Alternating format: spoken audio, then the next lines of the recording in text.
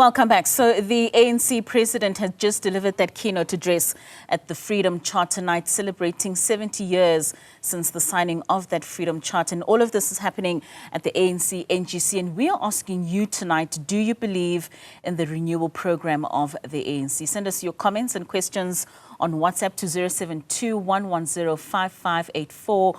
Give us a call on 010-594-6010, or you can engage with us on X at Newzroom 405. All right, joining us is ANC Youth League spokesperson Fasiha Hassan and SANCO spokesperson Mzukisi Jam. A very good evening to both of you. Thank you so much for joining us this evening. Perhaps let's start with you, Mzukisi, with regards to that Freedom Charter address that we heard from the ANC president. This has been commemorated 75 years, actually, of that Freedom Charter. How do you assess the extent to which the foundational promises of the Charter in today's world, when we look at equality, land distribution and social justice, have these been realized in today's world? That's okay. No, thank you very much for having us.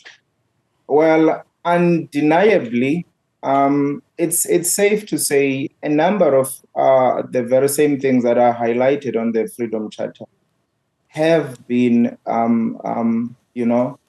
achieved. But also, it's important to highlight that a number of them, again, have not been achieved. But there are a number of contributory factors to that. One, there has always been a lot of resistance in terms of implementation of the Freedom Charter.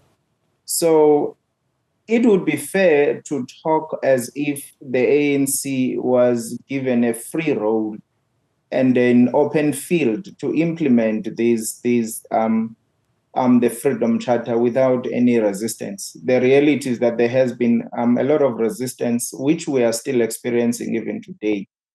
I mean, simple issues of which we have achieved, as the country since the dawn of democracy. You see them being questioned and taken to different courts for view and all of those kind of things. You can then just tell that we still have a number of people and organizations which are making sure, or should I say, who are hell-bent in making sure that this country does not achieve the implementation of the Freedom Charter in its entirety. And I think another problem that perhaps the ANC is facing is that it talks less to its achievements, because if we were to be honest, regardless of the shortcomings that the ANC is facing, it is undeniable to say the ANC has achieved a lot. They have achieved a lot, but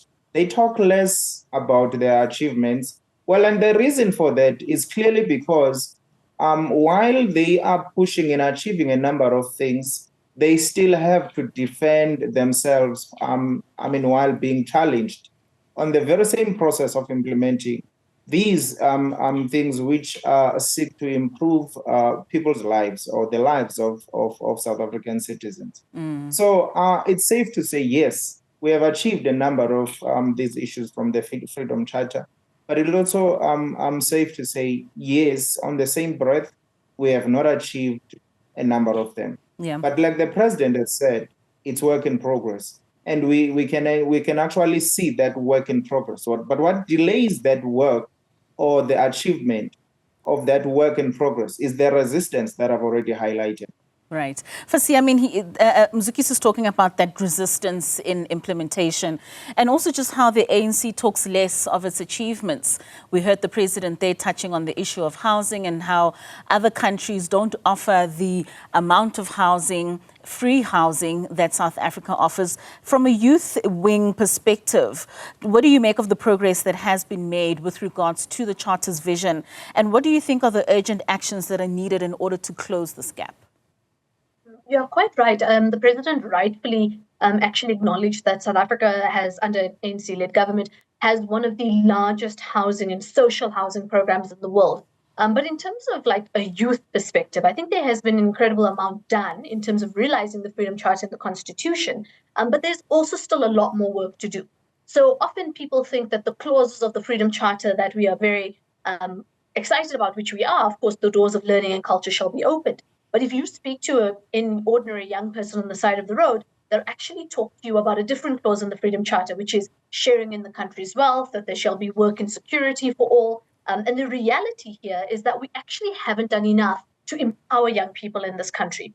So we have one of the highest youth unemployment rates in the world. We have a situation in which we have so many young people who are outside of education and training. And that is exactly precisely why we as young people in the ANC and even externally are agitating for change. Now, some people might say, oh, this is a contradiction. How can you be a member of the ANC or the Youth League and actually make these comments? But the reality is that we represent a very particular constituency in the ANC and in the country. And it must be said that that constituency is underrepresented, number one.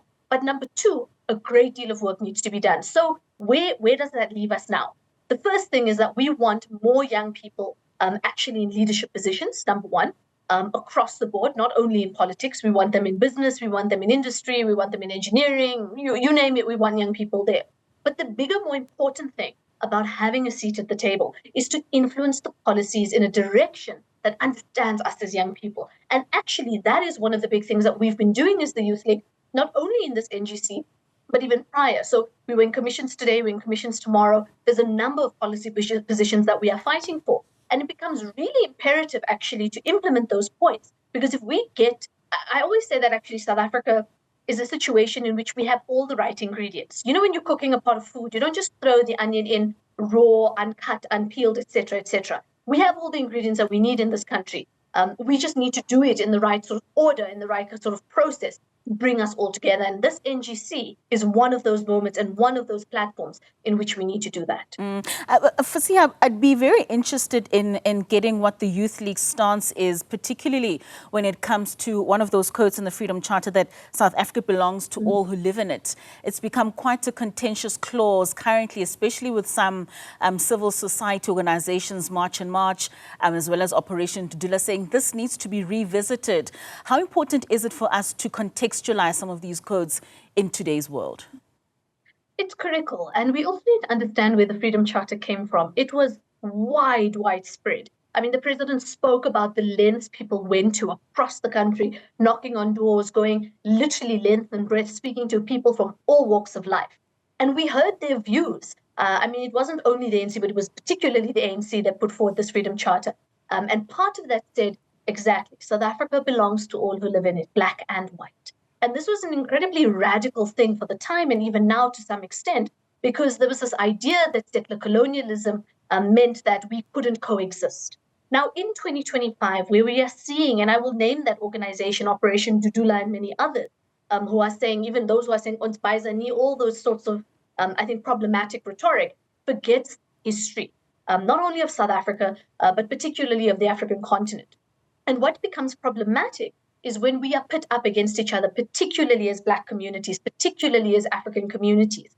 And that also becomes in some ways a scapegoat for some of the really important issues that need to be addressed. Unemployment is one of those. Access to meaningful health care is another one, to education. And so what I think we're falling into a trap of is sort of distraction.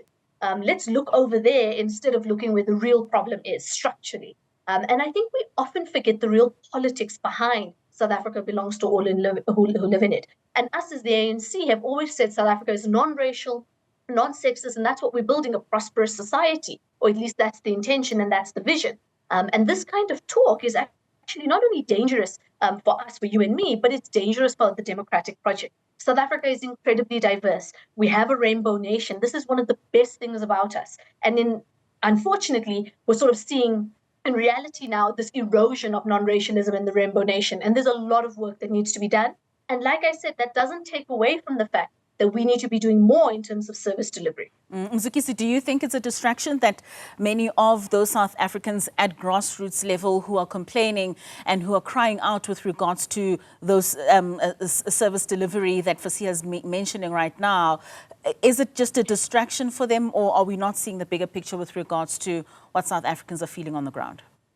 Well, maybe just to be clear, I wasn't saying that service delivery is a distraction. I was saying scapegoating another Black community or African community is the distraction, not the actual issue. So, Mzukisi, your take on that?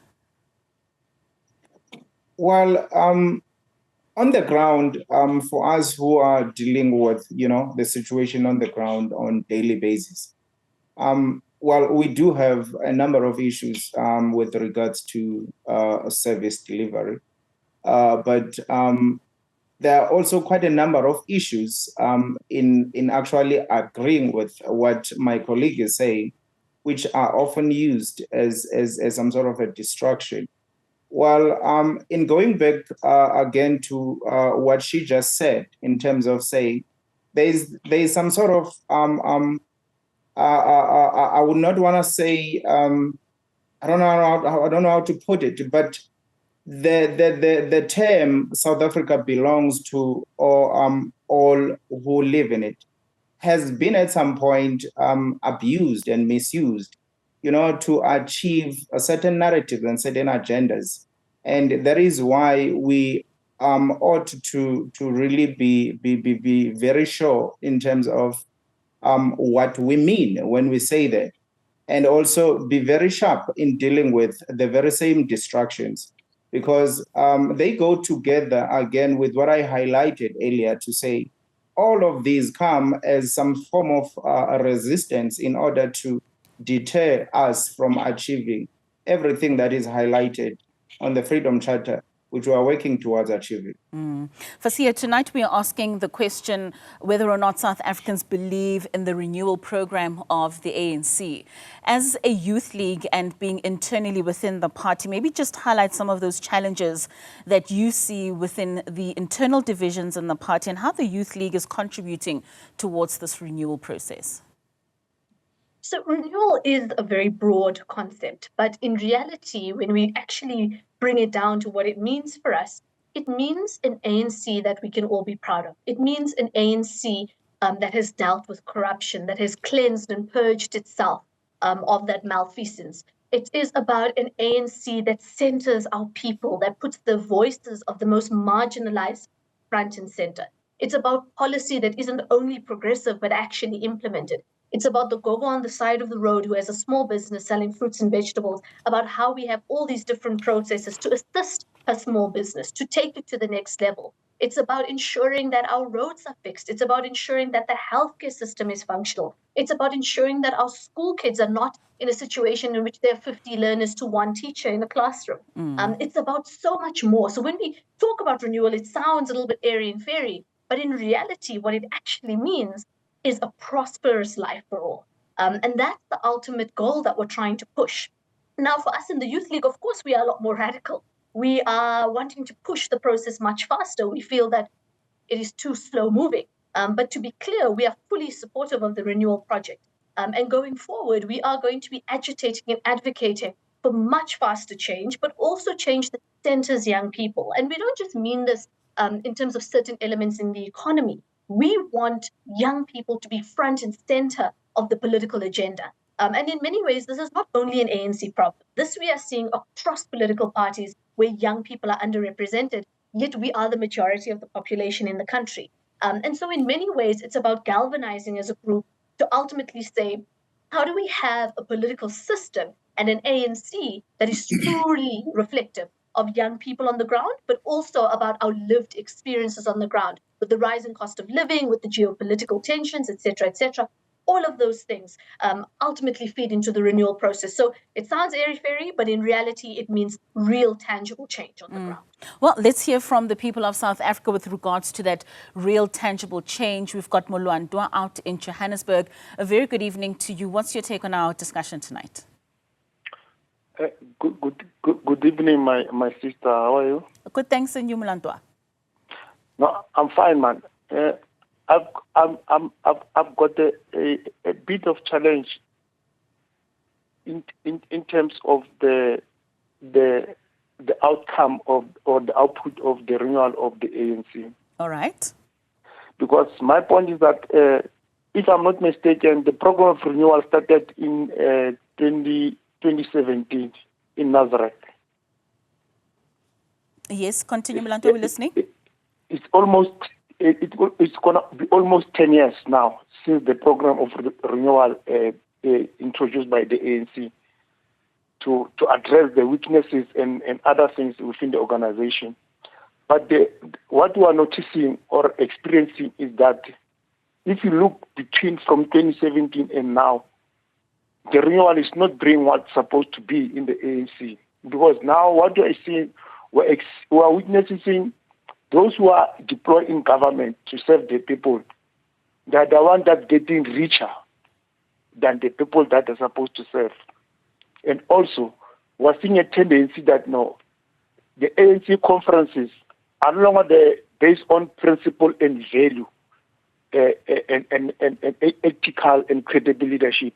But what we are witnessing, we are seeing the use of money for people to occupy certain positions. I'm from Ekurhuleni. I'm a resident of Ekurhuleni. The recent conference of the ANC was held here in Kempton Park at the Premier Hotel. The outcome of that conference is the determination of how much do you have in your pocket, than based on the principle, on the value of the organization. Therefore, for me, this renewal program is totally failing. The ANC on its own cannot address itself in terms to renew itself. So it's absolutely failing away. Let's look at the whole members of the NEC, the current members of the NEC themselves. They are having scandal in their smaller skeleton. I can say in a nutshell that the majority of the NEC members who are supposed to steer this program of renewal, they are fighting one thing, they are compromised. They are involved in one another of certain of corruption or malfeasance. So how do we allow, how can a person who are not credible, who are not ethical, who are not supporting to the value and of the ANC to lead the renewal? It can't work like that. And the renewal, it can't be forever. It can't be for life, renewal. It must be a certain time period. That within this period, we should complete this issue of the renewal. Mulanta, thank you so much for your time and for your comments this evening. In fact, I'm just going to bring in Fasiha there. I mean, Mulanta mentioned a number of issues, saying that renewal shouldn't be a process that is continuously ongoing for so long. And I mean, earlier you did say that renewal is a process that goes on for quite some time. Maybe just reconcile with Mulanta there just for him to get an understanding, for us to get an understanding as to what the ANC is trying to achieve with the renewal process taking over such a period of time. But he also mentioned the ANC Regional Elective Conference that recently took place, that is for the Johannesburg region. And he mentions there that if you don't have money, then you won't come out on top. Could you just comment on some of those? I lost a little bit of sound, but I think I got the gist of it as well. I think there's a few points. I don't think renewal is a destination. It's actually about the journey. And this is also maybe part of the challenge about how it's been packaged. We all thought it was going to be like the click of our fingers, we're going to be renewed. But the reality is there's no silver bullet, and that renewal is actually a very painful process, because in order for us to renew, we actually need to do, and I mentioned this earlier, some level of removing of that malfeasance. And so I think there has been some progress. We've seen the implementation of the step aside rule, where we've seen the removal of some really difficult characters in the ANC, including that of the removal, or the rather step aside of Magashule, of Jacob Zuma, etc. And in many ways, it's actually created a space in which we can rebuild the ANC to its sort of former glory. But let me address some of the elephants in the room, and that is particularly around the elective conference or conferences that have been mentioned in this discussion. And I'm sure everyone at home is wondering about the use of money in elective conferences. One of the critical things we're looking at, not only at this NGC, but moving forward, is how we prevent the potential of vote buying. And one of the proposals that's been put forward, not just now, but even in the past, and we're trying to push towards a constitutional change, could be around the one member, one vote, because that makes it really difficult to do vote buying, because it means, and I think people saw the membership details, we've got hundreds and thousands of members. But if each member has a vote, it becomes very difficult to buy. We're also relooking at some of the internal electoral processes so that we can actually find ways to hear directly from community. So one of the ways we're trying to do that, and we implemented it in the most recent local government election, is having community meetings, right? So we don't just want leaders who are prominent in the ANC because they are in the ANC. We want leaders who are actually community activists, who come from the ground, who are involved in basically how their communities are built and how they could prosper. And those are the kinds of leaders that we want. Is it currently a perfect process? No.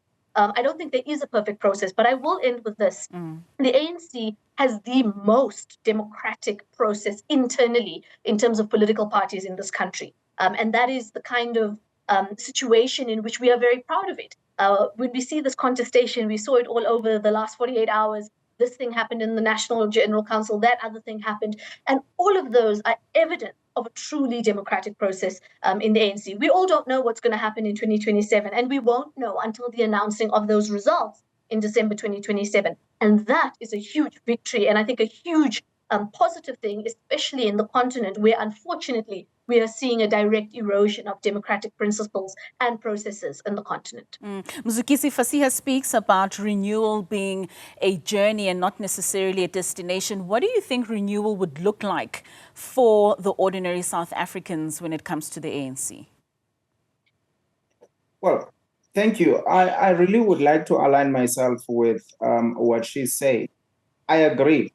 A renewal is definitely not a destination, but it's a journey.